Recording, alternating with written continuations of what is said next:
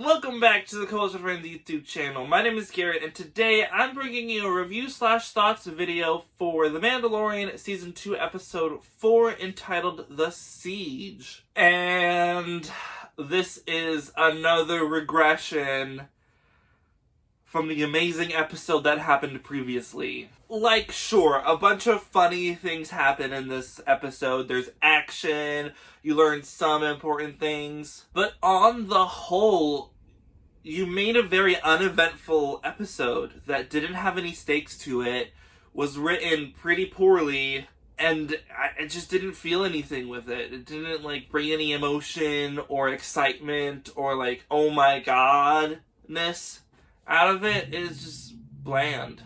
Am I happy to see Cara Dune and Greef Karga back? Yes, of course. They're great characters, very interesting. Just not so good in this episode, though. The problem is these are supporting characters, where Din, the Mandalorian, is the main character.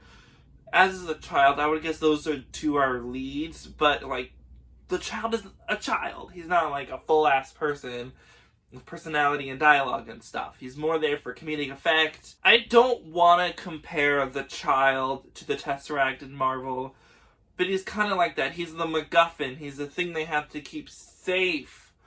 The thing they have to go get and whatnot. In that sense. Which is how dare I attack Baby Yoda?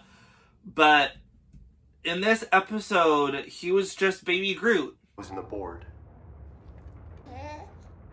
Put the red wire where the blue wire goes in the board, okay? But don't let them touch. See where you took the blue one off? Yes.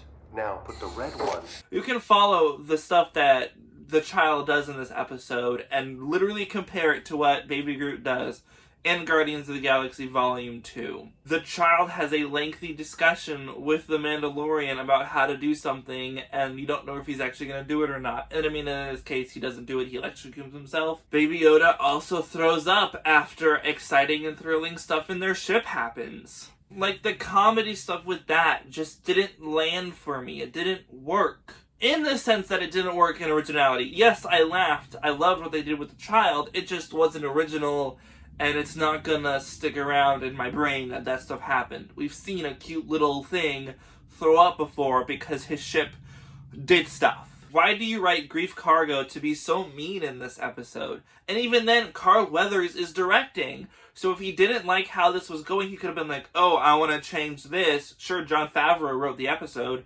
but he's the one that has to act as that character, direct the episode as well. He could have been like, hey, that's not the direction I want to take that character. Why am I being so mean to this one person? Where the continuity and the writing for that character is wrong. I'm talking about Mithril, the blue guy, from the beginning of the series. He's back, for some reason.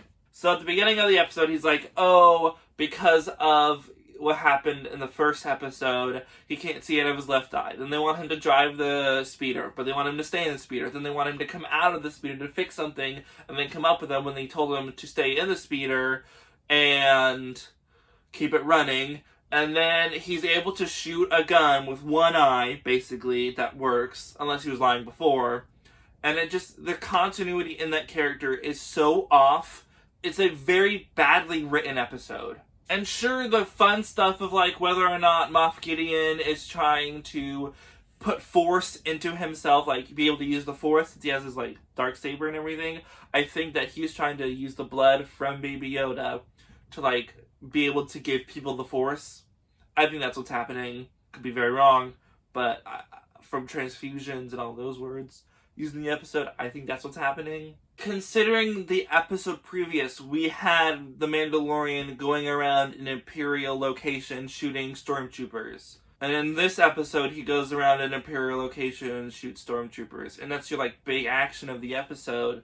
So it's just very bland. Like I said previously, it's going to take us till the end of the season to see Ahsoka, and that's so unfair, and it just draws the show out so long. I'm questioning whether if Jon Favreau knows where he's going with the show. Was this supposed to be a one-season story, and then they got greenlit for more, and he's like, oh fuck, I gotta go do more. I just want more. I want more intense stuff. I know we're not gonna get lightsabers in here, but I just want something more thrilling than shooting stormtroopers. And I know you have, like, the plane fights and everything, and really Blue Guy is the only one they're gonna kill off. If they were gonna kill someone off, they didn't.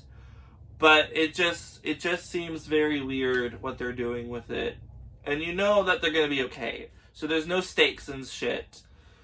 It's just so bland. And I mean, I did have fun watching this episode. It's not episode 5 of season 1 again.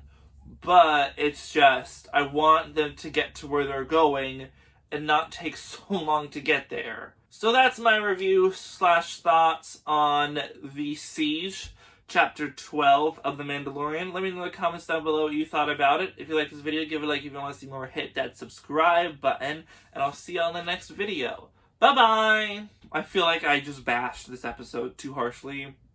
But at the same time, my thoughts about this episode were more negative than positive. Like, I didn't see this amazing thing like the first episode of the season that made me, like, so happy this was back. It's just like, oh, there's another episode of The Mandalorian. It's gonna be episodic again. I need more from this show.